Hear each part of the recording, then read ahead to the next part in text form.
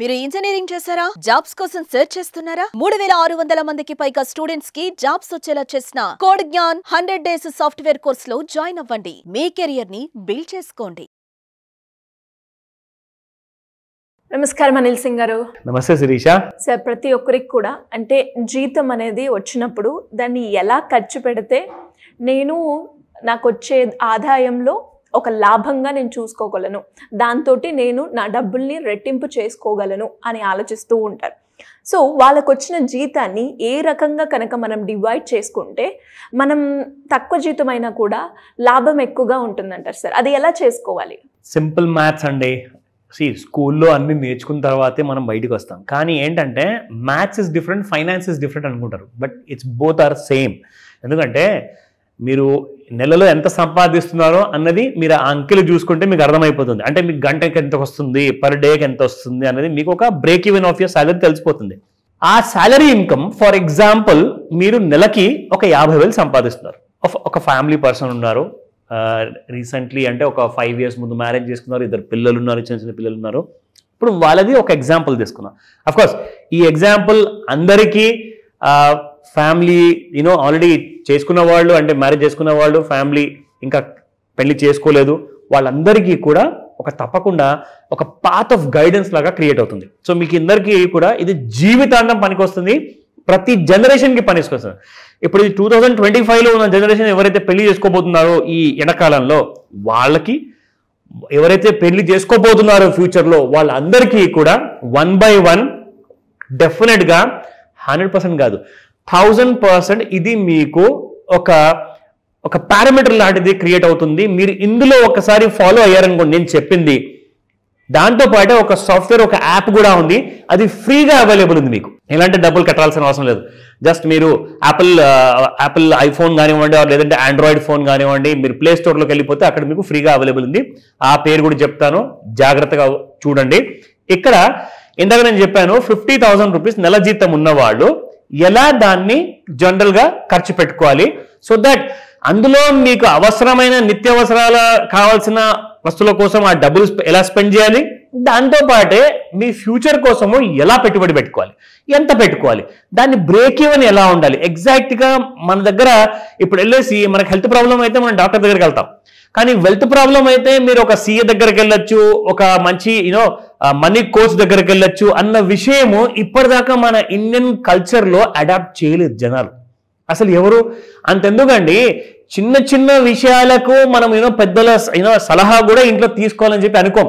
ఇప్పుడు కొడుకో కూతురో సంపాదిస్తే నా డబ్బు నా ఇష్టం అంటారు, కానీ పెద్దోళ్ళు ఒక మంచి మాట చెప్తేలే వాళ్ళ మాట కనీసం విని అమలు చేయడం పక్కన పెట్టండి, కనీసం విందామన్న ఇంటర్వ్యూ కూడా ఉండదు. సో మరి అలాంటప్పుడు మనీ విషయాల్లో మీరే కదా ప్రాబ్లంలో పడేది. సో కాబట్టి ఈ వీడియో చూసిన తర్వాత మీకు అలాంటి ప్రాబ్లమ్స్ ఉండవు. ఓకేనా? ఏ రకంగా డివైడ్ చేసుకుంటే మీరు అన్నట్టుగానే ప్రాబ్లం ఉండదంటారు సార్?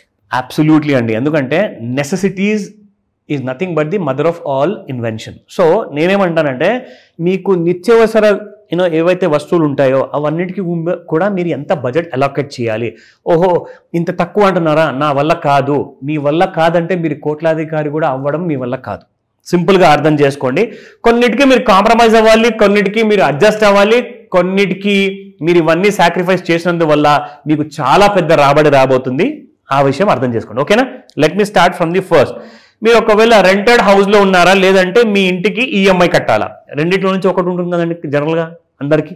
నా వీళ్ళందరిలో ఒక 50,000 జీతంలో ఒక 15,000 అప్రాక్సిమేట్ చెప్తున్నారు. అంటే మీ జీతం ₹1,00,000 కూడా ఉండొచ్చు, లేదా 35,000 కూడా ఉండొచ్చు. అది మీరు లెక్కేసుకోండి పర్సెంటేజ్ ప్రకారంగా.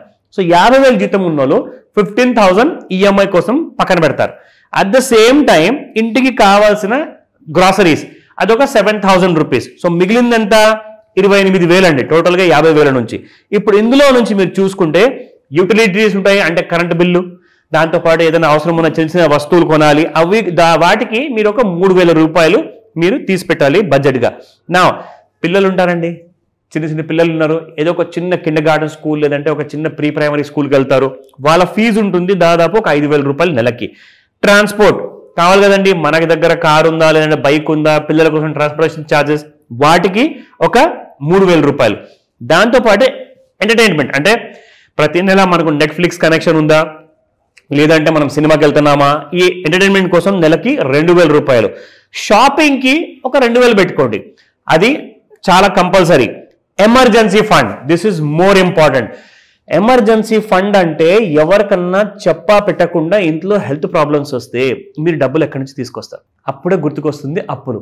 ఫ్రెండ్ దగ్గరికి వెళ్ళి హ్యాండ్ లోన్ తీసుకోవడం, అలాగే ఇంకొక నలుగురు దగ్గర తీసుకోవడం, ఆ అమౌంట్ కాస్త పెద్దగా అయిపోయిందని చెప్పేసి వెళ్ళి పర్సనల్ లోన్ తీసుకోవడం, ఆ పర్సనల్ లోన్ వెళ్ళి వాళ్ళ కొంతమందికి ఇచ్చి కొంతమందికి ఇవ్వకుండా పర్సనల్ వాడకాలు చేసుకొని ఇంకా అప్పుల్లో పడిపోతారు. కానీ ఇక్కడ నుంచి అసలు మొదలవుతుంది మీరు ఎమర్జెన్సీ ఫండ్ కోసం డబ్బులు సేవ్ ఆర్ ఇన్వెస్ట్మెంట్ చేయకపోతే. ఎంత చేయాలి? సింపుల్ గా అండి, జస్ట్ 2,000 రూపాయలు ప్రతి నెల. ఓకేనా? దాంతో పాటే మ్యూచువల్ ఫండ్స్. మీ భవిష్యత్తు safe and secure and financially sound గా ఉండాలి అంటే కనీసం మీరు 5,000 రూపాయలు మినిమం పెట్టుబడి మ్యూచువల్ ఫండ్స్ లో పెట్టాలి. దీంతో పాటే హెల్త్కి ఏమైనా అయితే ఇందాక నేను చెప్పాను ఎమర్జెన్సీ ఫండ్ అని. ఎమర్జెన్సీ ఫండ్ అయితే ఖచ్చితంగా మీరు సేవ్ చేయాల్సిందే.